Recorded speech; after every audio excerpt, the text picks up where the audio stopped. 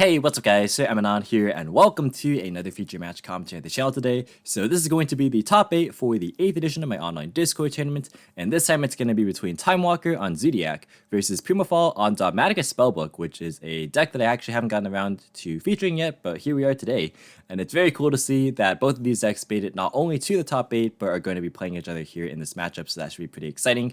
If you guys do want to actually catch any of the ongoing rounds for the 9th edition of this tournament that's happening right now, or if you guys want to wait for signups for the 10th version of the tournament, which will be happening afterwards, definitely go ahead and check out the link to my Discord server. You can, of course, find it in the description box as always.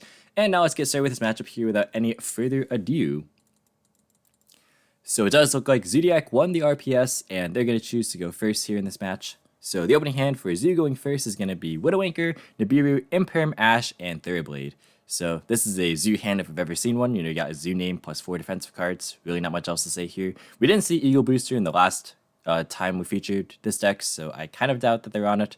But we do see Widowmaker as just a good standalone defensive card, which is definitely fair enough. Good going second as well. And then the opening hand for Dogmatika Spellbook going second is going to be DD Crow, Double Ash, Ecclesia, and Fleur-de-Lis. So no Spellbook cards in the Spellbook deck, which is unfortunate. But a fair amount of Dogmatika and some hand traps, which won't be super applicable in this matchup here, at least right now.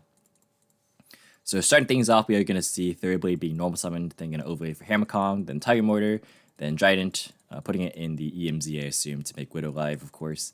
And then going to set 2 and pass. For turn, we are going to see a top deck Nadir Servant, so that is a whole lot of Dogmatika right here.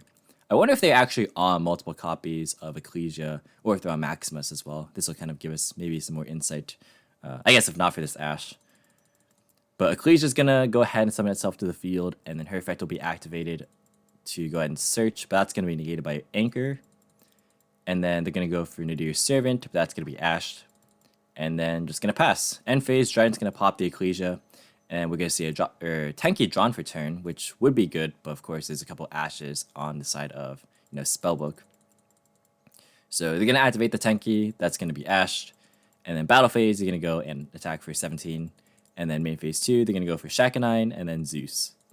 So they're going to pass here. Again, always playing around Zeus. Playing around Nibiru, not playing around Zeus. We are going to see Spellbook at the Master drawn for turn, which is certainly not going to be great here. I just realized that Ecclesia and friends are spellcasters, which is definitely some cool synergy that I didn't really actually consider prior. But this is unfortunately not going to do a whole ton, and it's going to pass. We are going to see a top deck Feather Duster, which is in the main deck here. Going to switch Zeus to attack position, and then attack for 3k. Pretty simple stuff. Chooses not to make Zeus over Zeus, not really any points, because it already has 2 detaches. We are going to see Blue Boy drawn for turn, aka Spellbook Magician of Prophecy. So there's kind of the engine online right here. They're going to normal summon the Blue Boy, use the effect, but that's going to be impermed. And then they're going to link away for a copy of Artemis, the Moon Maiden, and then just pass. Alright, we're going to see a top decked Upstart for turn. So playing actually a very compact list, which is cool. Upstart's going to go ahead and be activated. That's going to draw into an Ash. And then Battle Phase is going to attack over Artemis. This game has been very simple so far. Not really a whole lot of decision making on either side, really. I think the game's been playing itself for the most part. Secret's going to be top decked for turn. They're going to activate it, and they're going to go for another copy of Blue Boy. And then they're going to normal summon it, and then that's going to be Ash. And then that is going to be the end of game 1. So, I mean, I think that kind of just, again, played itself. Not really a whole lot to kind of break down there. The Spellbook player just didn't really open super well, and by the time that they did manage to draw into their good Spellbook cards, Zoo is already well set up and had kind of the negations from the get-go. So let's just move out into game number 2 here, where it looks like Spellbook's going to start things off. Hopefully we'll get to see them do a little bit more this game. But the opening hand for them is going to be Punishment, Spellbook of Knowledge, Spellbook Library of the Crescent, Ecclesia, and Trick Clown. So this is actually cool. I wonder if they're playing Mathematician in the list.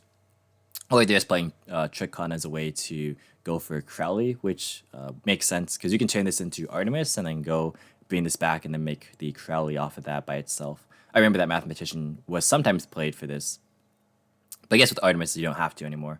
But yeah, hand looks definitely pretty good. I mean, it has Ecclesia. Doesn't have Blue Boy just yet, but you can grab a way to get there off the Crowley as well, of course.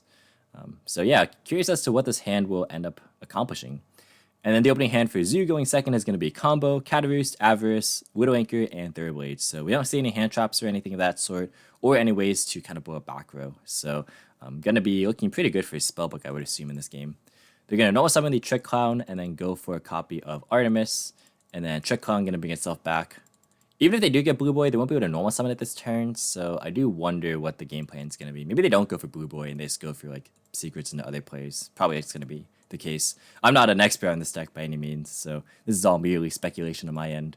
We are going to see Crowley being summoned here. That's going to go and activate its effect, revealing Secrets, Master, and Fate. Okay, yeah, so not even going for Blue Boy here. Going to go for Fate, or going to pick Fate off of that. I believe that is random, yes. So they're going to activate Library, which goes ahead and reveals a 3 because there are no Spellbook spells in Grave. So basically doing the same effect. So going to reveal the same 2 plus life. Picks up Secrets off of that, which is quite nice. And then going to go Secrets into a copy of Master. And then going to go ahead and use Master, revealing Knowledge. And then going to go and copy Secrets to add another copy of Master. And then going to Knowledge away the Master to draw in the Trick Clown Maximus. Ooh, pretty good because the Artemis is set up for the Maximus. So this is going to be a strong turn for sure. And we see another copy of Trick Clown, which does make me think that it is just the Trick Clowns here. No need to have Mathematician lose like an Ash if you could just go for the Trick Clown straight away, which makes sense. We are going to see the Ecclesia being summoned here. She's going to be activated to search for another copy of Punishment. So I do wonder if Fleur-de-Lis has been cited out here perhaps, or if they're going to grab it off Titaniclad maybe. This deck probably also can go for Schism, which would be pretty good because Winda is also a spellcaster. Maximus is going to go and banish the Artemis here. That's going to summon itself. I believe you can also bring back Winda with Spellbook of Life. Somebody can correct me if I'm wrong there. But anyways, I'm just kind of throwing in random thoughts as I'm watching this deck play. We are going to see Maximus send Apcalone and the Titaniclad. So hey, there we go. We see some Shadal stuff here for sure. And then we're going to see Alsa and Hammercon being sent on this side. And then Schism going to be added off the Apcalone. That's going to go ahead and pitch the spare copy of Punishment. So yeah, fair enough. Keeping the Trickon for next turn. They're going to go ahead and set 3, go to end phase, and add another copy of Ecclesia. Alright, so they are definitely not on Fleur-de-Lis past game 1 here, it looks like. We did see it in game 1, I believe. But yeah, gonna just pass here. We're gonna see Cosmic, so there is some back removal, but there's very powerful cards back here. This might be saved just for Schism. We will have to see. They're gonna go and normal summon Thunderblade, and then go and use the effect that's gonna pitch Combo to draw another copy of Cosmic. That's not too bad. So they actually do have Widow Anchor to negate Winda if they just make their Zoo in the EMZ, which is pretty solid. So Resolution, they are going to activate Schism. Maybe you do just let this go if you are planning on doing it that way, which would make sense. But it looks like they are going to chain Cosmic in response, so Schism will be getting banished here.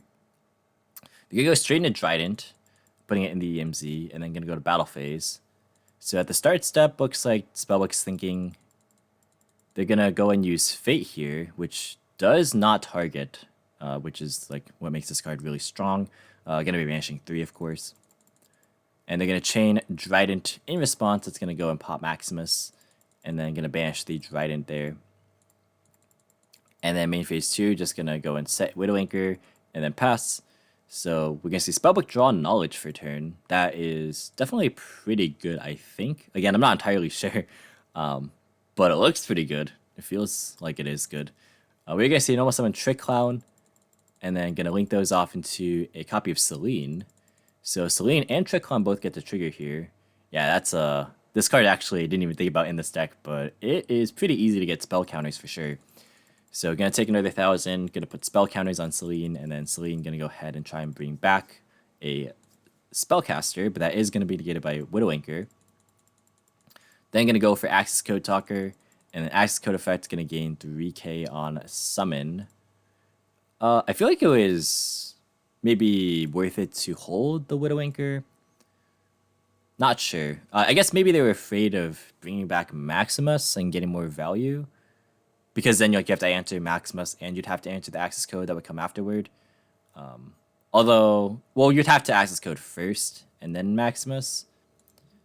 But I think it's probably going to be game no matter what. I don't think it would have mattered too much here, to be perfectly honest.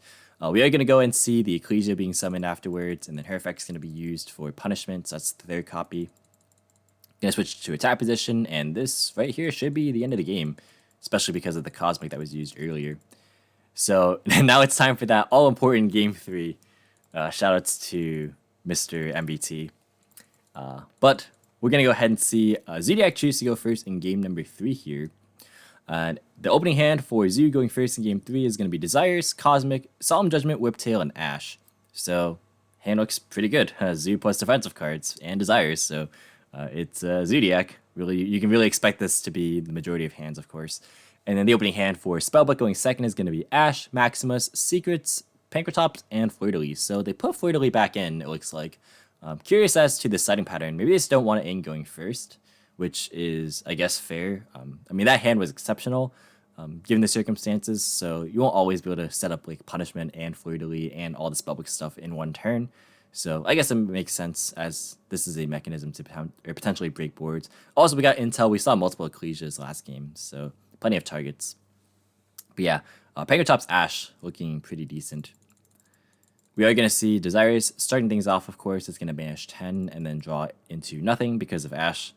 Let's see what gets banished here. So they are actually keeping in Nibiru here, which is pretty interesting. I guess the deck does have the potential to go for this lane access code play, and this is a point of punishment there. But I think for the most part, this is a control deck, so maybe this doesn't have anything better to side in, which is fair enough. Also, it could be unfamiliarity with the matchup, which I certainly would be unfamiliar with this matchup, so can't really blame them for that if that is the case.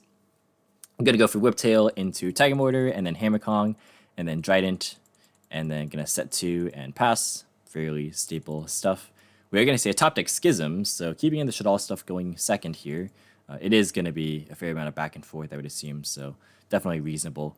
Pankratops is going to be special summoned here, followed by a copy of Secrets for a Spellbook Magician of Prophecy. And then going to go to battle phase and actually attack into the Trident, so going to trade with Whiptail. So, of course, the Whiptail is going to banish, and then going to take 14 off of this. Main phase 2, going to go for the Blue Boy, and then its effect's going to be used, but that's going to be Ash. They're then going to link summon into a copy of Artemis. I wonder if there's a way to put, or to turn on this Maximus here. I'm trying to think of a link one that accomplishes it. They're going to go for Fleur-de-Lis. Let's see. Yeah, so this actually doesn't lock you. I'm just trying to remember if it locks you in any capacity out of the extra deck. But it doesn't, yeah. So just going to go for Crowley this way. So that's actually really cool. This just serves as an extender at this point. So I didn't even think about using it just as an extender, but fair enough. Going to go for Crowley here.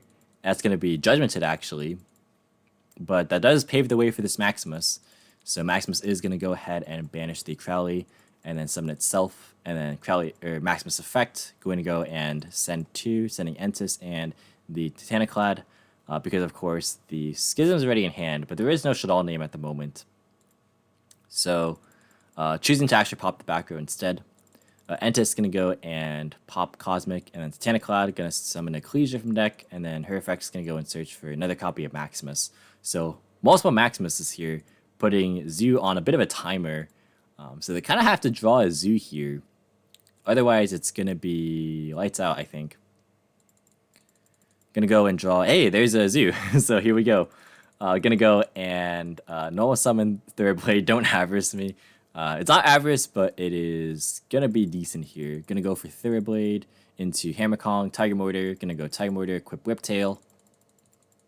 And then battle phase. Gonna go and banish the Maximus. Gonna take 200. And then gonna go into Zeus main phase 2. Oh, so they're playing around Nibiru here, which is definitely reasonable. But I wonder if that's going to actually end up mattering.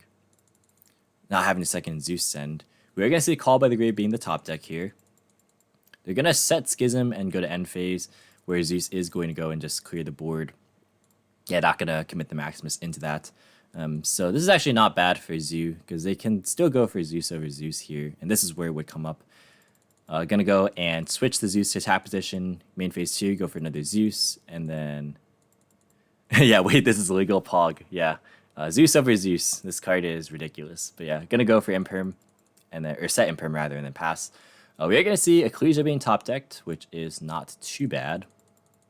Maximus gonna be activated. That's gonna go and summon itself to the field, And then I imagine that's going to be impermed. Yeah. And then just going to pass. We are going to see Widow Anchor being drawn. We're not really seeing a lot of Spellbook stuff on this side. Admittedly, of course, there wasn't Ash for the blue boy. But yeah, just going to go and clear the Maximus here. And then set Widow Anchor and pass. We're going to see a top deck Cosmic. So that could be handy right here. Going to go and banish that Widow Anchor. And then go for Ecclesia.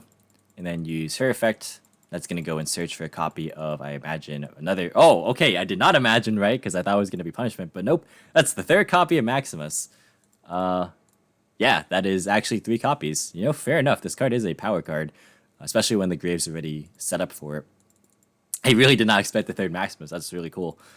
So Maximus is going to go ahead and come down. I imagine this is just going to fetch the Zeus. Yeah, really can't have that resolve. But... a call by the grave on the other Zeus in grave. Wow, that is pretty absurd. Yeah, so there we go. Maximus is going to resolve. So that's going to go and send away the Apcalone, or sorry, not Apcalone, the Entis, and totally awesome. I don't know why I said Apcalone there. But yeah, going to send away 2. And what do you know? Blue Boy's a water, so Toad add back Blue Boy is pretty funny here. But yeah, going to go ahead and send Drill Driver and Borbo. And then we're going to see Toad add back Blue Boy, which is really funny. I do enjoy that quite a lot. That's a cool interaction. Going to Noah summon the Blue Boy and then use the effect for secrets. And yeah, this is looking to be just the end of the game right here because this is 3,500 damage. Attack with Maximus, Ecclesia, and Blue Boy. And that is the end of the game and the end of the match. So Dogmatika Spellbook taking things down 2-1. What a close match, definitely. That was crazy. I did not expect the match to end that way for sure. Toad add back Blue Boy for the extra damage. How about that? That was definitely pretty cool to see.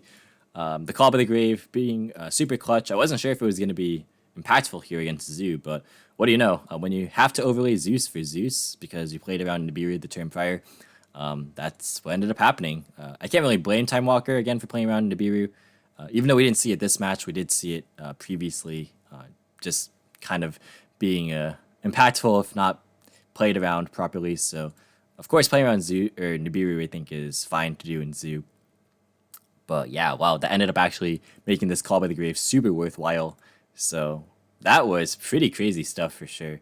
But yeah, that's going to be it for this match. So thank you so much for watching. Hope you enjoyed. If you did, be sure to leave a like as well as any thoughts or feedback in the comments.